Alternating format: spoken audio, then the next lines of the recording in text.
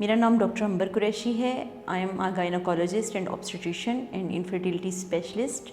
میں نے 2001 میں MBBS کیا ہے فاطمہ جناح میڈیکل یونیورسٹی سے, and then college of physician and surgeon سے پوسٹ گریجویشن کی ہے. And now I am working in 2 private institutions. One is Geo Hospital at Bediya Road, Lahore, and one is the Amber Medical Center that is on Defence Mode, Main Walton Road, Lahore.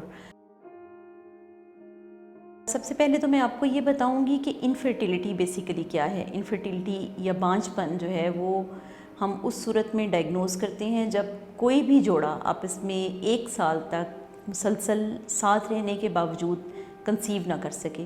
یعنی کہ ایک کپل جو ہے وہ اکٹھے رہیں 1 سال اور continuous in protective sexual intercourse کریں اور اس کے باوجود پریگننسی نہ ہو سکے, تو اس صورت میں ہم 1 سال کے بعد ہم یہ کہتے ہیں کہ انفرٹیلٹی یا بانجھ پن ہے, اور ہمیں اس کی جو تفتیشی ٹیسٹ ہوتے ہیں, انویسٹیگیشنز ہیں, وہ سٹارٹ کر دینی چاہیے 1 سال کے بعد. اب جو ابھی جس ٹاپک پہ میں بات کرنے لگی ہوں وہ ہے ان ایکسپلینڈ انفرٹیلٹی. سب سے پہلے تو بیسیکلی اس کا جو ہے وہ بیسک فزیولوجی پریگننسی کی سمجھنی بڑی ضروری ہے, کیونکہ پریگننسی تب ٹھہرتی ہے جب کہ ایک مرد کا جو سپرم ہے, جو اس کا جرثومہ ہے, وہ ایکٹیو ہو اور اس مرد کے اندر اس کو فیمیل کے اندر ڈپازٹ کرنے کی صلاحیت موجود ہو. ٹھیک ہے, جب ایک جراثیم ایکٹیو ہوگا یا سپرم جو ہے وہ ایکٹیو ہوگا, اس کی سپیڈ اچھی ہوگی, تو ہمیں یہ مردانہ فیکٹرز ہیں جو کہ حمل کے لیے ضروری ہوتے ہیں. اس کے بعد ایک خاتون میں کیا فیکٹر ضروری ہوتے ہیں؟ سب سے پہلے جو فیکٹر ضروری ہوتا ہے وہ یہ کہ اس کا جو ایگ ہے, اووم جو ہے, انڈا جس کو ہم کہتے ہیں, وہ پراپر بنا ہوا ہو, میچور ہو اور اچھی کوالٹی کا ہو. اور سیکنڈلی یہ کہ جس رستے سے گزر کے مرد کے جراثیم نے فیمیل کے انڈے تک پہنچنا ہے, وہ رستہ جو ہے وہ بالکل انٹیکٹ ہو, بالکل ٹھیک ہو. یعنی کہ اس کو کسی قسم کی بچے دانی میں یا اس کے نیچے کوئی ایسا پرابلم نہ ہو جس کے نتیجے میں اس کا سپرم جو ہے وہ ایگ تک نہ پہنچ سکے, یا جن ٹیوبوں سے گزر کے وہ جو سپرم ہے وہ ایگ تک پہنچتا ہے وہ ٹیوبیں بند ہوں کسی وجہ سے, یا کوئی اور اس طرح کا فیکٹر ہو. اور تیسرا جو فیکٹر ہے وہ یہ ہے کہ حمل ٹھہر سکے. مطلب یہ کہ اگر سپرم نے انڈے کو فرٹیلائز کر دیا ہے تو اس کے بعد وہ جا کے بچے دانی کے ساتھ اب ایک بانڈ بنا سکے, اس کے ساتھ چپک سکے اور اس کو بلڈ سپلائی ملنا شروع ہو جائے اور اس کی گروتھ سٹارٹ ہو جائے اور وہ بیبی بن جائے. یہ 3 فیکٹرز جو ہیں یہ بہت امپورٹنٹ ہیں, اور یہ تینوں فیکٹرز اگر موجود ہوں تبھی حمل ٹھہر سکتا ہے. اگر ان میں سے کسی ایک بھی فیکٹر میں پرابلم آ جاتا ہے تو پھر پریگننسی نہیں ہوتی. اور زیادہ تر جو کپلز ہیں 50% کپلز جو ہیں وہ ودن 1 ایئر کنسیو کر لیتے ہیں, لیکن اس کے باوجود اگر کنسیو نہ کر سکے تو نیکسٹ ایئر میں جو ہے وہ 70 to 80% کپلز جو ہیں وہ کنسیو کر لیتے ہیں ودن 2 to 3 ایئرس. سو ہم اس کو انفرٹیلٹی نہیں کہہ سکتے اگر جو ہے وہ 1 سال تک کنسیو نہیں کیا اور انویسٹیگیشن ساری نارمل آ رہی ہیں. ان ایکسپلینڈ انفرٹیلٹی وہ انفرٹیلٹی ہے جس میں ان ایکسپلینڈ انفرٹیلٹی وہ ایسی ٹائپ آف انفرٹیلٹی ہے جس میں مرد کے فیکٹرز بھی ٹھیک ہیں, ایک عورت کے فیکٹرز بھی ٹھیک ہیں, اور کوئی ایسی بظاہر وجہ ٹیسٹوں میں ثابت نہیں ہو رہی. یعنی کہ تمام ٹیسٹ ہم نے ہسبینڈ کے بھی کروا لیے ہیں, وائف کے بھی کروا لیے ہیں, اور سارے ٹیسٹ نارمل ہیں, اس کے باوجود پیشنٹ کنسیو نہیں کر رہا, تو اس صورت میں جو انفرٹیلٹی ہے وہ ان ایکسپلینڈ انفرٹیلٹی ہوتی ہے. کسی بھی بانجھ پن کے لیے جو ہمارے پاس جو وجوہات ہیں کہ بانجھ پن کیوں ہوتا ہے, 25% جو ہے وہ مردانہ فیکٹرز ہوتے ہیں کہ مرد کے اندر کوئی مسئلہ آ رہا ہے, 25% جو ہیں وہ خاتون کے اندر کوئی مسئلہ آ رہا ہے, 25% کمبائنڈ فیکٹرز ہوتے ہیں کہ دونوں میں مرد اور عورت دونوں کے اندر کوئی مسئلہ آ رہا ہے, اور باقی جو 25% ہیں وہ ان ایکسپلینڈ انفرٹیلٹی میں آ جاتے ہیں جس میں کہ ہمیں کوئی وجہ سامنے نہیں آتی, مرد اور عورت دونوں کے ٹیسٹ ٹھیک ہوتے ہیں. ان ایکسپلینڈ انفرٹیلٹی کے بھی ملٹیپل ریزنز ہو سکتے ہیں. مطلب یہ کہ اگر ہم میل کے سائڈ پہ دیکھیں تو ہمیں سیمن انالیسس جو مرد کے منی کا ٹیسٹ ہوتا ہے اس کی رپورٹ بالکل نارمل ہے, سپرمز کی سپیڈ بھی ٹھیک ہے, ہر چیز ٹھیک ہے, لیکن سم ٹائمز ایسا ہوتا ہے کہ مرد کے جو سپرمز ہوتے ہیں یا مرد کا جو جرثومہ ہوتا ہے اس کی کوالٹی اتنی اچھی نہیں ہوتی کہ وہ جا کے انڈے کو فرٹیلائز کر سکے. ایک تو یہ ریزن ہو گئی. دوسری ریزن یہ ہوتی ہے کہ جس طرح مرد کے سپرمز کی کوالٹی اچھی نہیں ہوتی, اسی طرح ایک عورت کے انڈے کی کوالٹی اچھی نہیں ہوتی. مطلب ایگز وہ بنا رہی ہے, پراپر ریلیز کر رہی ہے, لیکن اس کی کوالٹی اتنی اچھی نہیں ہے کہ وہ پریگننسی ہو سکے. اور اس کے علاوہ خاتون کی ایج اگر 35 ایئر سے زیادہ ہے تو اس میں بھی عموماً ایگز کی کوالٹی جو ہے وہ ڈسٹرب ہو جاتی ہے اور اس طرح کی نہیں رہتی. اس کے علاوہ جو ہے وہ تیسرا ریزن جو ان ایکسپلینڈ انفرٹیلٹی کی ہو سکتی ہے وہ یہ کہ ٹیوبز بالکل ٹھیک ہیں, ہم نے اس کی ٹیسٹ بھی کروا لیے ہیں. ٹیوبل پیٹنسی کے لیے ہم HSG کا ٹیسٹ کرتے ہیں یا لیپروسکوپی کا ٹیسٹ کرتے ہیں. ان ٹیسٹوں میں ٹیوبز اوپن ہیں, لیکن ٹیوب کا اندر سے رستہ کچھ اس طرح کا ہے, اس میں کچھ اس طرح کی کوئی انفیکشنز یا کچھ اس طرح کا ہے کہ سپرمز پراپرلی وہاں سے گزر نہیں پاتے. ٹھیک ہے, اس صورت میں بھی جو ہے وہ بانجھ پن ہو سکتا ہے. اور اس کے علاوہ یہ کہ خاتون کے اندر کچھ ایسے فیکٹرز ہوتے ہیں, کچھ مدافعتی نظام میں, کچھ خواتین کو اینڈومیٹریوسس کا ایشو ہو جاتا ہے, اس میں خون جو ہے وہ ماہواری کا باہر جو ہے وہ بچے دانی سے باہر ٹیوبوں میں یا انڈے دانی میں ٹھہرنا شروع ہو جاتا ہے. اس صورت میں یہ ہوتا ہے کہ وہاں پہ کچھ ایسے فیکٹرز ریلیز ہوتے ہیں, کچھ ایسے کیمیکلز ریلیز ہوتے ہیں جو کہ انڈے کی اور سپرمز کی ہیلتھ کے لیے اچھے نہیں ہوتے. اور اس کے علاوہ جو ہے وہ نیکسٹ فیکٹر یہ ہوتا ہے کہ کچھ جینیٹک پرابلمس ہوتی ہیں. کچھ لوگوں کو کروموسوملز پرابلم ہوتی ہیں. وہ جو فرٹیلائزڈ انڈا ہوتا ہے یا جو ایمبریو بن جاتا ہے یا عام زبان میں جو بیبی بنتا ہے, وہ اس کے اندر کوئی نہ کوئی اس کے اندر کوئی نہ کوئی جینیٹک ایشو ہوتا ہے کہ وہ جا کے امپلانٹ نہیں ہو سکتا, بچے دانی کے اندر گرو نہیں کر سکتا, جس وجہ سے وہ حمل ٹھہرتا ہی نہیں ہے. یہ ریزنز ہوتی ہیں ان ایکسپلینڈ انفرٹیلٹی کی.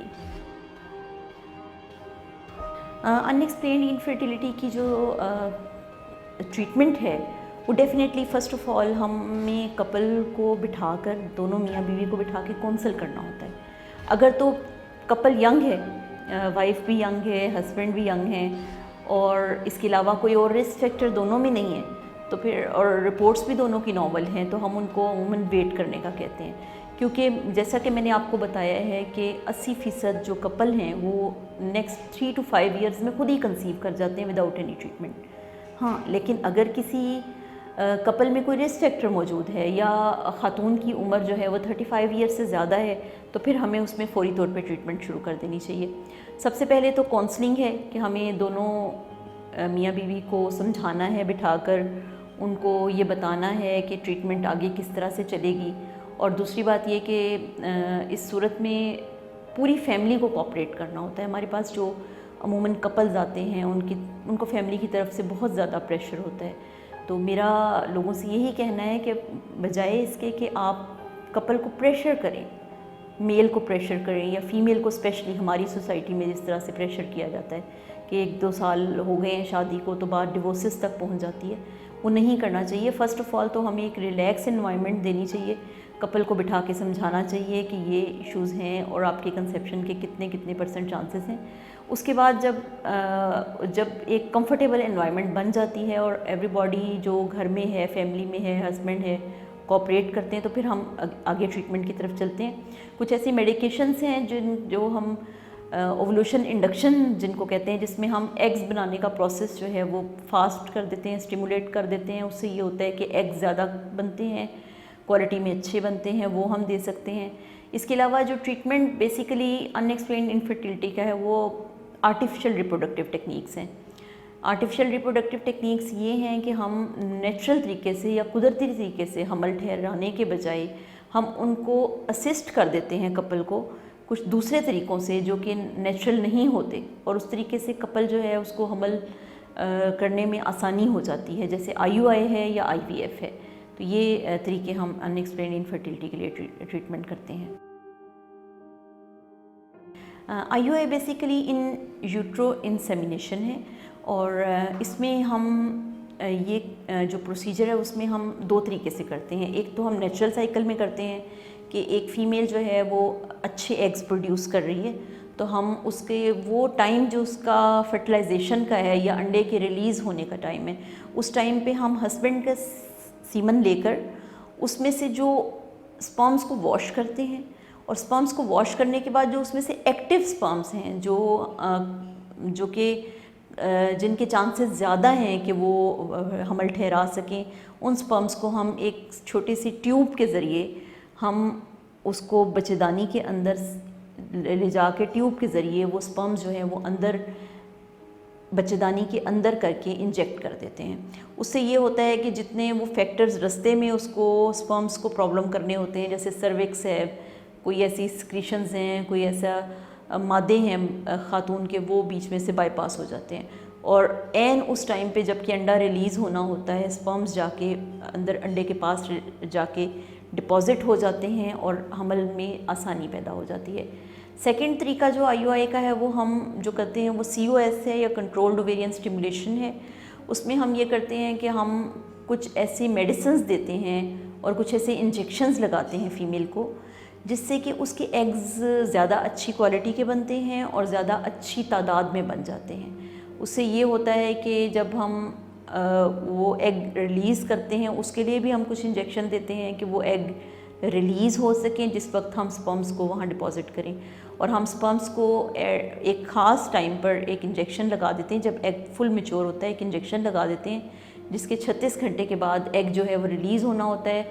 और उस वक्त हम स्पर्म्स को वॉश करके अच्छी क्वालिटी के स्पर्म्स को यूट्रस या बच्चेदानी के अंदर डिपॉज़िट कर देते हैं, जिससे कि प्रेगनेंसी के चांसेस बढ़ जाते हैं। इसको IUI कहते हैं जी। IUI और IVF जो हैं वो दोनों डिफरेंट प्रोसीजर्स हैं। IUI में जैसे कि मैंने आपको बताया है कि हमने स्पर्म्स वॉश किए, उसको फ़ीमेल के बच्चेदानी के अंदर डिपॉज़िट कर दिया। उस डिपॉज़िट करने के बाद फ़ीमेल का एग रिलीज़ हुआ, वो स्पर्म से मिला और फर्टिलाइजेशन हो गई, बेबी बन गया, एम्ब्रियो बन गया, वो जाके बच्चेदानी के साथ जाके अटैच हो गया और हमल जो है वो हो गया ख़ातून को। लेकिन जो IVF है वो बिल्कुल डिफरेंट है। इन विट्रो फर्टिलाइजेशन इसको हम कहते हैं। इन विट्रो का मतलब है कि एक इंसानी जिस्म से बाहर हम फर्टिलाइजेशन करते हैं। इस प्रोसेस में हम ये करते हैं कि हम फ़ीमेल एग जो है वो स्टिमुलेशन के ज़रिए बना लेते हैं, और जब हमें ज़्यादा मिक़दार में फ़ीमेल एग्स मिल जाते हैं तो हम उन एग्स को हम अपनी लैब में निकाल लेते हैं। हमारी एम्ब्रियोलॉजी लैब जो होती है उसमें हम ले लेते हैं।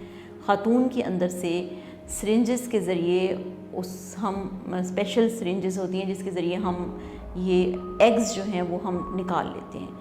और ये एग निकालने के बाद जो हम एग्स निकालते हैं उसके साथ ही हम स्पर्म्स को अपनी लैब्स में मिलाते हैं। वहीं पर हम लैब के अंदर फर्टिलाइजेशन करवाते हैं। जब लैब के अंदर फर्टिलाइजेशन हो जाती है और एम्ब्रियो हमारे पास आ जाता है तो हम उस एम्ब्रियो को स्पेशल एनवायरनमेंट यूट्रस की क्रिएट होती है, उस वक्त हम यूट्रस के अंदर इम्प्लांट कर देते हैं। साथ ही हम कुछ ऐसे इंजेक्शंस और ऐसी मेडिसिन्स दे देते हैं पेशेंट को जिससे कि प्रेगनेंसी के चांसेस बढ़ जाते हैं। तो ये IVF है। बेसिकली हम अगर अनएक्सप्लेन्ड इनफर्टिलिटी की ट्रीटमेंट की तरफ, क्योंकि हम अनएक्सप्लेन्ड इनफर्टिलिटी पे बात करें तो हमें अगर एवरीथिंग इज़ नॉर्मल तो हमें फर्स्ट जो है वो IUI ट्राई करना चाहिए पेशेंट पे। और अगर कंसेक्टिव 3 साइकिल्स IUI करने के बाद पेशेंट कंसीव नहीं करती, प्रेगनेंसी नहीं होती, तो हमें उनको IVF रिकमेंड कर देना चाहिए। और IVF के लिए हमारे पास बड़े अच्छे सेंटर्स बने हुए हैं यहाँ पाकिस्तान में, और बड़ा सक्सेसफुली यहाँ पे हम कर रहे हैं IVF। IUI में जो प्रेगनेंसी के चांसेस हैं वो 15 to 20% इंक्रीज़ हो जाते हैं। तो इसमें कुछ कपल्स कहते हैं कि सिर्फ इतने % चांसेस इंक्रीज़ हो रहे हैं तो हम IUI क्यों करवाएं। तो फिर हम उन्हें यही बताते हैं कि अभी तो आप 0 पे खड़े हैं ना, तो उस सूरत में आपके 15 to 20% चांसेस इंक्रीज़ हो जाते हैं। और अगर आप कंसेक्टिव 3 साइकिल्स IUI करते हैं तो एवरी नेक्स्ट साइकिल पर आपकी प्रेगनेंसी के चांसेस इंक्रीज़ होते हैं।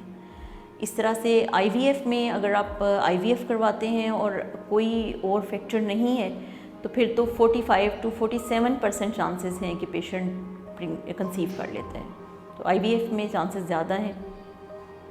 और इसमें अब और भी चीज़ें आ गई हैं IVF के, और भी जो हैं वो चीज़ें निकल आई हैं, जैसे ICSI है, इंट्रासाइटोप्लाज्मिक स्पर्म इंसेमिनेशन, اور اس کے علاوہ ہم فروزن جو ہے لے لیتے ہیں، جیسے ہم نے ایمبریو فریز کرنا ہے وہ ہم فریز کر لیتے ہیں. ہمیں اگر اچھے ایگز مل گئے ہیں تو ہم ان ایگز کو فریز کر لیتے ہیں، اسپرمس کو فریز کر لیتے ہیں.